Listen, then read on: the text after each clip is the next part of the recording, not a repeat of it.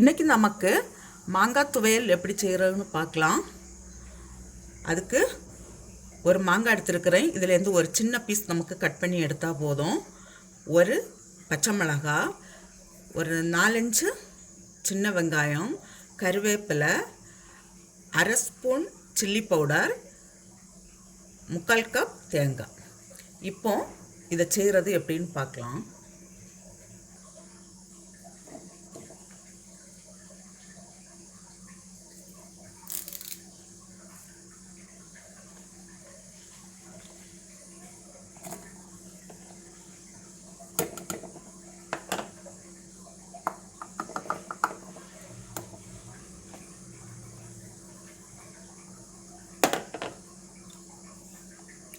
இதுக்கு தேவையான அளவு சால்ட். இப்போ இதை அரைச்சி எடுத்துகிட்டு வரேன்.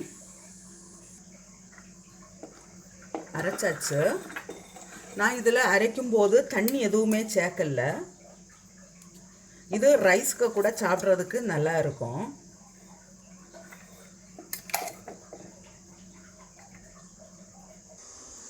நீங்களும் இது போல் செய்து சாப்பிடுங்க. செய்து பார்த்து உங்களுடைய கருத்துக்களை தெரிவிங்க. உங்களுக்கு இந்த சமையல் பிடிச்சிருக்குன்னா சப்ஸ்கிரைப் பண்ணுங்கள். உங்களுடைய ஃப்ரெண்ட்ஸுக்கெல்லாம் ஷேர் பண்ணுங்கள்.